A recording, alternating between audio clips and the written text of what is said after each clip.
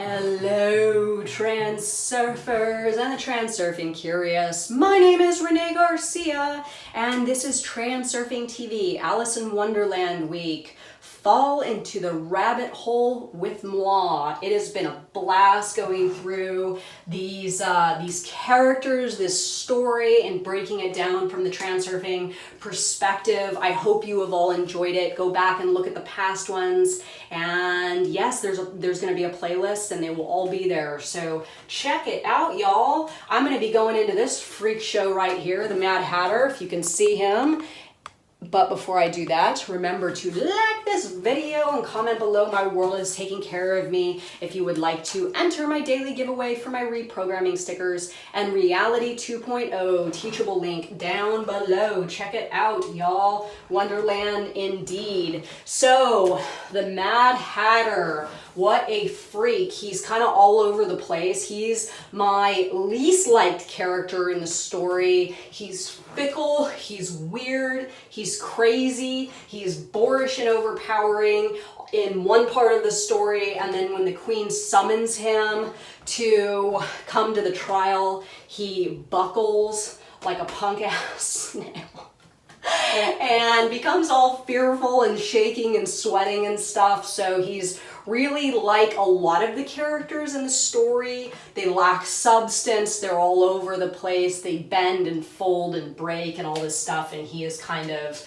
the one that really shows the fickle nature. And I think that really this fickle nature is representative how the times, that Victorian, turn of the century England, how things appeared one way, but then they were actually quite different. And I'll get to more of that in a moment when we talk about the Tea Party.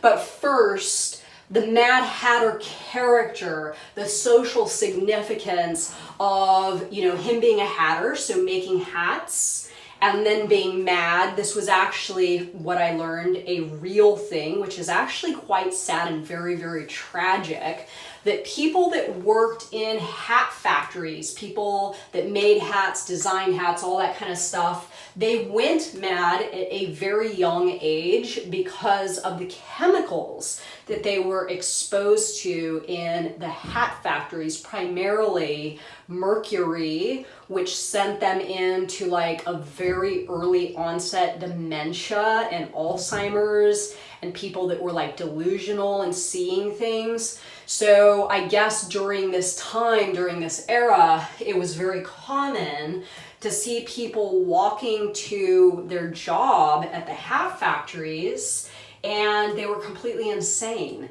So when I'm reading this, I'm thinking about, obviously, the deal with the pendulum, right? So as I say, and as Vadim Zeland says in the book, make sure that you are getting the better end of the bargain when you are in business with a pendulum. Everything in reality, including our jobs, are pendulums. Everything's a pendulum, right? So ensuring that you are in fact at least getting a fair deal with the pendulum, if not better, but never ever ever taking a deal for yourself that does not suit you or your reality or your mental health, right? Suffering from early onset dementia for these hat makers, that actually was a very crappy deal. I heard that this would happen with people in their 30s and stuff. So I know that, times have changed a little bit and we have certain standards and things are a little bit better now, but we can still definitely get ourselves into situations where we're taking the short end of the stick and maybe not even realizing it. So asking yourself which pendulums you're involved in, involved with, and who's getting the better deal there, right? So the poor hatters, that was actually kind of a tragic occupation. So getting to the Tea Party, the bullshit Tea Party that represents the overimportance of societal and cultural rules that were like the standard, right? So Alice shows up to this tea party and everything looks as though it should be like prim and proper and social etiquette. But when she sits down, she realizes it's actually very, very chaotic and dysfunctional, which even 120 years later, current times, right? This is a parallel to our society. We all have these like, you know, values and standards that are instilled in us that we actually don't follow, right? We as a race, as a species, we kill people and we steal things and we don't, you know, love thy neighbor the way that we are urged to, and all various forms of,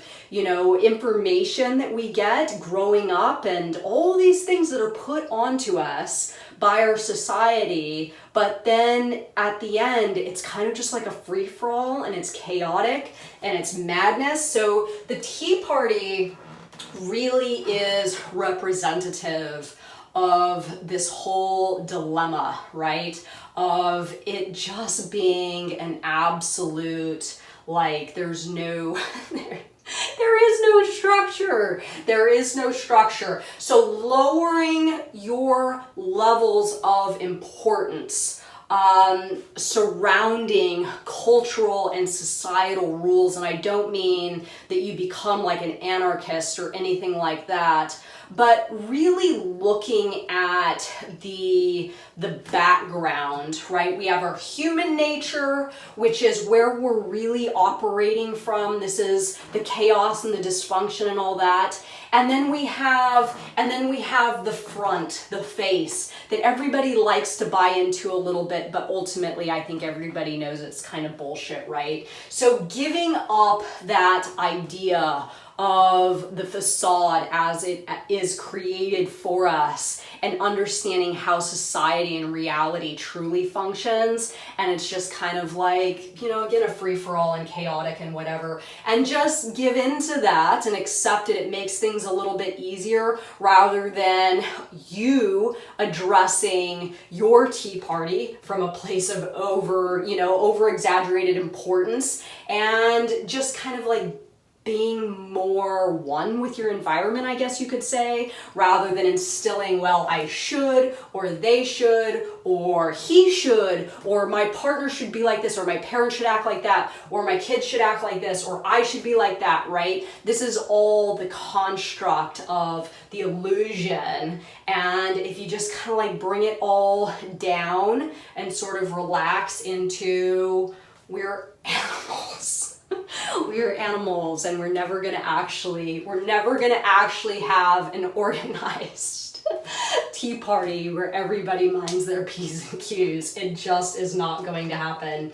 So the Mad Hatter, he runs the show only until he gets sucked back into the pendulum's vortex, who is obviously the Queen of Hearts. Then he turns into a snail. So again, a very responsive character. He's got no spine, he's got no backbone. He doesn't know who he is. One minute he's boorish and overpowering, and then the next he's cowering and shaking and sweating and standing in front of the Queen, unable to form a sentence. So again, this is a character that's overtly responsive and is susceptible to the pendulum's vortex. We all do this at times, right? But again, I see myself, I see my reality, and I don't know if the Queen of Hearts video already played or if it's yet to be played, but as I go into in that one, you know, the Queen actually never beheads anyone. She's all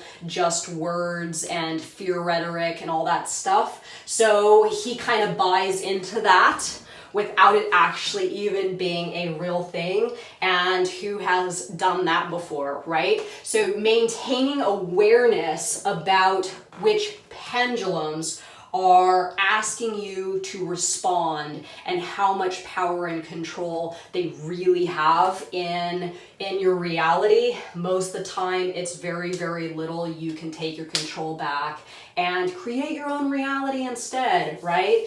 So this was my take on Freak Show Mad Hatter, let me know your thoughts, everyone. And remember to like my video, subscribe, and comment below. My world is taking care of me. And thank you so much for watching my video. Bye, guys.